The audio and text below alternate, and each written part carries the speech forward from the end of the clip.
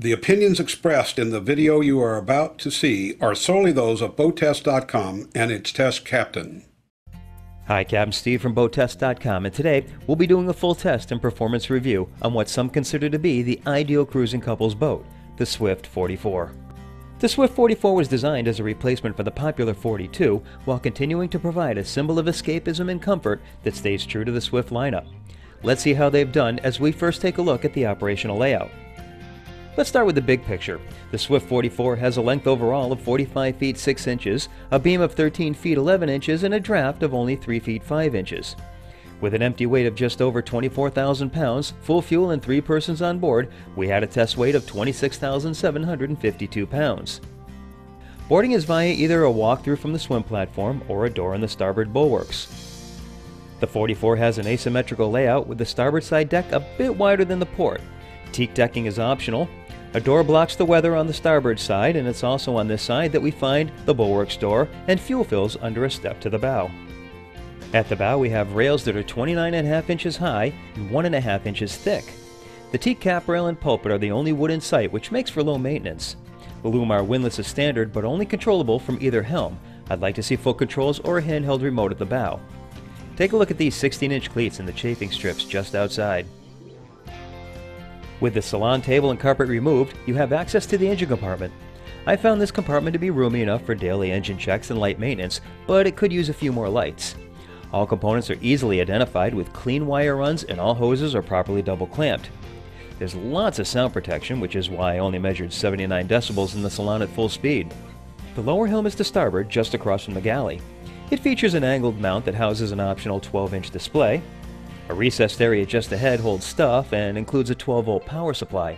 To the left is an optional autopilot control panel. To the right is the standard bow thruster control, right next to the digital engine controls.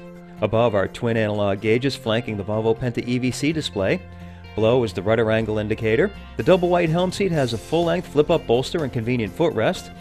There's an overhead grab handle, and the side door allows for great visibility and ventilation.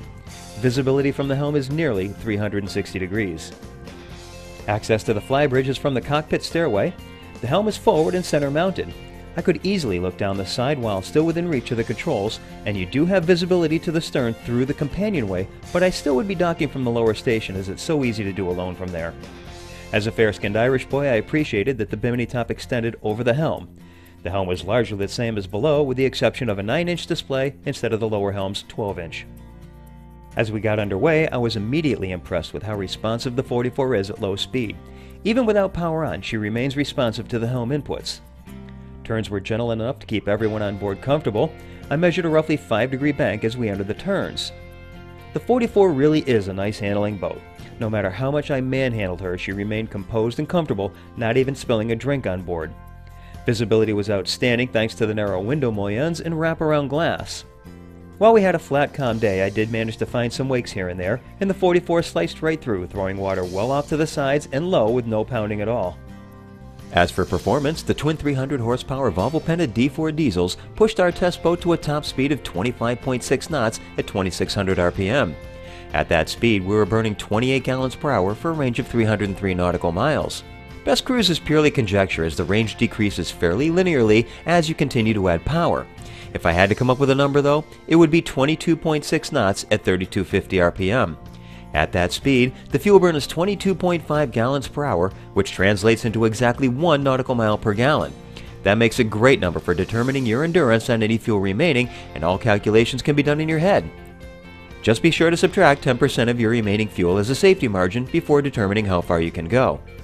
The 44 had a respectable time to plane of only 6.3 seconds, and we reached 20 miles per hour in 8.5 seconds. I measured a bow rise of only 10 degrees, and when standing I did lose sight of the horizon, but Swift counters that with the welcome addition of a drop-down step that shore captains such as myself will really appreciate. On this step, I was able to have continual sightline to the horizon throughout the acceleration curve. Once on plane, the 44 settles into a roughly 5-degree bow-high attitude. As far as docking goes, you'll really like that you can see the whole side of the boat out the side door, and aft you can see both sides of the stern, all while keeping your hand on the controls. Better is seen here where I centered the helm and used the separate engines to steer as I backed.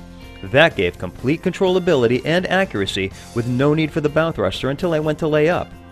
Once against the dock, I simply stepped out the side door and tied her up single-handed. That's the mark of a good cruising boat right there.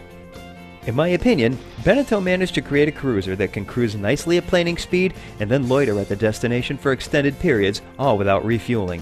And it's all wrapped up in a cost-effective package that is easily managed by a single operator, if not a cruising couple. And that's our full test and performance review of the Swift 44. For BoatTest.com, I'm Captain Steve. We'll see you on the water.